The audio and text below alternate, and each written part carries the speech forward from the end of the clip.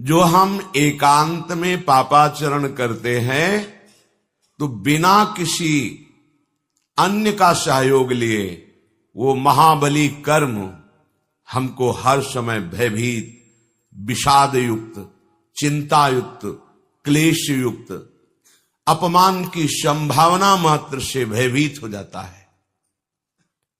आगे जो महान भय, जन्म मरण, नरकादि यंत्रणा, विविध प्रकार की नीच योनियों में जाना, ये तो उसके विवेक में ही नहीं आ रहा है।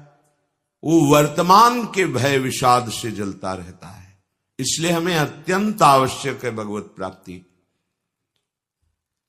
हमारा शरीर केवल कुछ समय के लिए दिया गया है। इस पर हमारा अधिकार केवल सत असत आचरण करने के लिए है। पूर्व पाप और पुण्य का फल भोगने के लिए और नवीन कर्म करने के लिए ये शरीर मिला हुआ है कुछ समय के लिए। जितनी और योनियां हैं उनमें केवल वो अपने पाप और पुण्य का कर्म फल ही केवल भोग सकती है, चाहे देव योनि क्यों न हो। वो नवीन कर्म नहीं कर सकते। इसलिए केवल मनुष्य शरीर को ये योग्यता दी गई है कि वो नवीन कर्म कर सकता है। प्रारब्ध के अनुसार जब हमारा पुण्य बल होता है तो अनुकूल परिस्थिति आती है, और जब पाप प्रबल होता है तो प्रतिकूल परिस्थिति आती है। इन दोनों परिस्थितियों को भजन करने वाला उपासक मुस्कुराते हुए पार कर जाता है। इसलिए पाप और पुण्य उसके परमार्थ में बाधा नहीं दे पाते। पर जो भगवद विमुख है, भगवत भजन नहीं करता है, वो इसी में रच पच कर नष्ट हो जाता है। अनुकूलता आई तो अहंकार बढ़ा, और अहंकार आया तो सारे दोष पुनः वैसे ही होने लगे जैसे पूर्व कर्मों में होते होते हमें अनंत जन्मों से भटकना पड़ा। वैसे फिर मनुष्य जन्म में वही कर्म होने लगते हैं जिससे हमारा भटकना बंद नहीं होता। अगर प्रतिकूल परिस्थिति आई तो ऐसी संकट, ऐसी विषाद भरी परिस्थिति कि उससे उबर ही नहीं पाता है। वो पूरा जीवन घुट घुट करके फिर वही जन्म मरण का चक्र। बहुत आवश्यक है हमें भजन करना, बहुत आवश्यक है हमें प्रभु से मिलना। अगर प्रभु नहीं मिले तो ये महान दुख हमें छोड़ेगा नहीं। ये बलवान कर्म के पंजे से निकल पाना बहुत कठिन है। कर्म का ऐसा पंजा है कि बड़े बड़ों को जलाता रहता है। ये ऊपर से मुंह चुपड़ी बात कह देना, मुस्कुरा देना अलग बात है। हृदय को ताप रहित करने के लिए केवल केवल भगवद आश्रय है। इसलिए बहुत आवश्यक है। हम जो भी करते हैं, हम जलना नहीं चाहते, हम अशांत नहीं होना चाहते, हम शांति चाहते हैं, शीतलता चाहते हैं, सुख चाहते हैं, प्रेम चाहते हैं, और ये जगत में है नहीं। इसलिए हमें प्रभु का आश्रय लेकर भजन करना अनिवार्य है। नहीं समझोगे भटकोगे, समझ जाओगे इसी जीवन में वो सुख प्राप्त करोगे जहां दुख का लेश भी नहीं है। और जो भगवद आश्रित है तो ये सारी माया उसके अनुकूल हो जाती है। माया और कोई नहीं, मां है, ये भगवती मां है। ये त्रिगुणात्मिका माया भगवती अम्बा ही है, दूसरा कोई नहीं है। जब हम इन पर गलत भाव कर लेते हैं, हम माया के भोक्ता बनते हैं, तब हमें दंड रूप से ये क्लेश, अशांति, विषाद, जन्म, मृत्यु ये हमें प्राप्त होता है। और जब हम प्रभु की शरण में होकर प्रभु का भजन करते हैं तो अम्बा देखती है कि सही मार्ग से चल रहा है तो अनुकूलता प्रदान कर देती है। अर्थात जो बाधा पहुंचानी होती है उसे रोक देती है। काम, क्रोध, लोभ, मोह, मद, मत्सर सब इनकी ही शक्तियां हैं। ये सब शांत हो जाती हैं। सोचो, जिस हृदय में कोई कामना नहीं, जिस हृदय में कहीं किसी तरह का क्रोध नहीं, लोभ नहीं, मोह नहीं, मद नहीं, कैसा शीतल हृदय होगा वो। यही तो हम चाहते हैं, हमारा हृदय शांत रहे, प्रसन्न रहे। हमें कोई ऐसा प्यार करे जो अविनाशी हो, केवल हमारे लिए हमको प्यार करे, अपने स्वार्थ के लिए नहीं। जगत में कहीं भी कोई प्रेम करता है तो अपने स्वार्थ की पूर्ति के लिए आपके सामने प्रेम प्रदर्शन करता है। अगर स्वार्थ रहित कोई आपसे प्रेम कर सकता है तो वो केवल पूर्णानंद घन स्वरूप प्रभु ही कर सकते हैं, प्रियालाल ही कर सकते हैं। भ्रम में मत रहिए, समय नष्ट मत कीजिए। कोई आपको प्यार नहीं करता, अपनी अनुकूलता को प्यार करता है। आप मान लेते हैं कोई हमें प्यार करता है। अगर कोई प्यार करता है तो हेतु रहित जग जुग उपकारी, तुम तुम्हार सेवक असुरारी। प्रभु और प्रभु के समान भजन करके भगवत भाव को प्राप्त हुए प्रेमी महापुरुष, ये दो ही ऐसे हैं जो बिना स्वार्थ के प्रेम करते हैं। अन्यथा सब की एक ही रीति है, वो किसी से भी प्रेम करता है तो स्वार्थयुक्त करता है। स्वार्थ लागी करत सब प्रीति, सुर नर मुनि सब ही की रीति। एक प्रभु और प्रभु के प्रेमी महाभागवत जन। इसीलिए हमें अप्रमाद में समय नष्ट नहीं करना।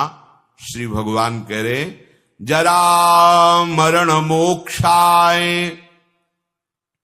मामाश्रित्य यतन्ति ये, ते ब्रह्म तद्विदुः कृष्ण मध्यात्मम कर्म चाखिलम।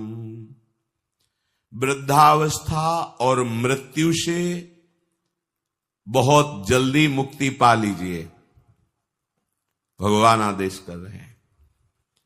जो मनुष्य मुक्ति पाने का उपाय मेरा आश्रय लेकर प्रयत्न पूर्वक भजन करता रहता है, उसे संपूर्ण ब्रह्म का बोध हो जाता है, अध्यात्म को जान जाता है और संपूर्ण कर्म के रहस्य को जान जाता है।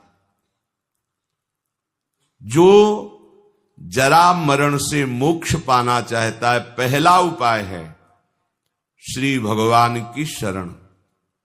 वो हम कैसे हों ये भी नहीं जानते, तो फिर भगवान कृपा करके अपने प्रेमी महाभागवतों का संग दे देते हैं। भगवत भक्तों की कृपा से भगवत शरणागति प्राप्त होती है। सीधे प्रभु की शरणागति प्राप्त होना बड़ा ही कठिन है। इसीलिए भगवान सदगुरुदेव रूप में बंदों गुरुपद कंज कृपा सिंधु नर रूप हरि, महामोहतम पुंज जासु बचन रवि कर निकर। पर ध्यान दीजिए, गुरुदेव का वर्ण किया जाता है संसार से मुक्त होने के लिए, और इस वर्ण का स्वरूप होता है मन से, वचन से, आचरण से। आज से हम आपके सदैव आज्ञानुसार वर्ताव करेंगे। तन वांग मनोभिर अमलई सोहम तवई वाश्रिता। मैं मन वचन कर्म से अन्य किसी कामना का आश्रय लेकर नहीं, केवल भगवत प्राप्ति के लिए हे स्वामिनी जू, हे सदगुरुदेव जू, आपकी शरण में सोहम तवई वाश्रिता। जो उपासक शरणागति का सौभाग्य प्राप्त करके अपने गुरुदेव और आराध्य देव से अपने मन की अनुकूलता चाहता है, वो फिर दुर्भाग्य का वर्ण कर रहा है। ध्यान देने का विषय है, हम अपने मन की अनुकूलता, शरीर की अनुकूलता, भोगों की अनुकूलता का त्याग करने के लिए शरणागत हुए हैं। वो हमें जो आदेश कर रहे हैं, उस आदेश में मूल में छुपा होता है राग त्याग। भले प्रगट में आपको राग दिखाई दे कि इनके आदेश में राग दिखाई दे रहा है, इनके आदेश में तो ऐसा लग रहा है विषय त्याग है ही नहीं, पर वो आदेश आपको जब अक्षरशः पालन करोगे तो अनुभव कराएगा कि आप विषय त्याग की कितनी ऊंचाई पर चढ़ गए हैं। इसलिए बिल्कुल बुद्धि नहीं लगानी, बुद्धि को उनकी आज्ञा में समर्पित कर देना है। कोई बड़ा भाग्यशाली उपासक होता है, जीवन अर्पित करके एक एक कदम उनकी आज्ञा के अनुसार चलता है। अब जोई कहें करें हम सोई, बस ये जीवन बना लेना चाहिए। अगर ये जीवन बन गया तो जरा मरण मोक्षाय के लिए आपको अन्य कोई साधन नहीं करना पड़ेगा। अब आपको कोई चिंता नहीं होगी। जैसे चतुर केवट की नाव में कोई बैठ जाए तो निश्चिंत होकर नदी पार हो जाता है, उसको चिंता नहीं रहती। ऐसे चतुर खेवैया सदगुरुदेव की आज्ञा रूपी नौका पर जो उपासक बैठ गया, सुखपूर्वक भव समुद्र से तर जाता है। उसे पता ही नहीं चलता हम कितना भव समुद्र से बाहर हो चुके हैं।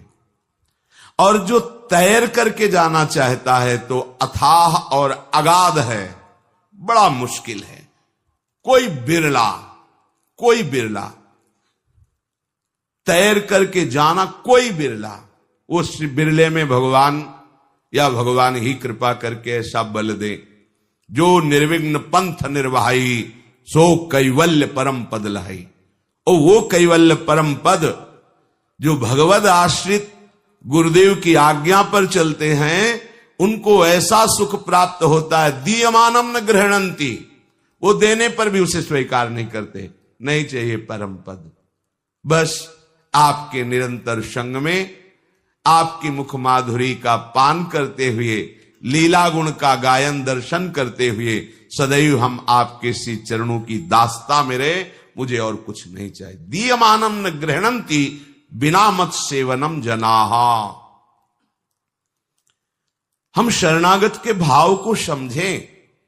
यदि अपना अस्तित्व हम बनाए रखे तो शरणागत हमने किसको किया?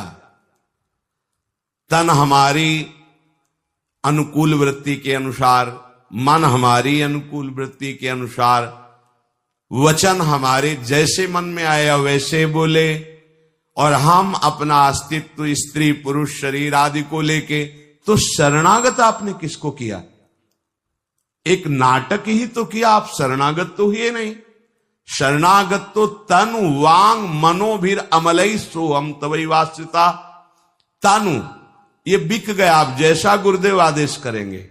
मन, अब तुमको ऐ मन गुरुदेव की आज्ञा के अनुसार संकल्प करना होगा। स्वेच्छाचारी मन, अब तेरा स्वतंत्रता का खेल खत्म हो गया। अब तो तुझे गुरु की आज्ञा में परतंत्र होना पड़ेगा।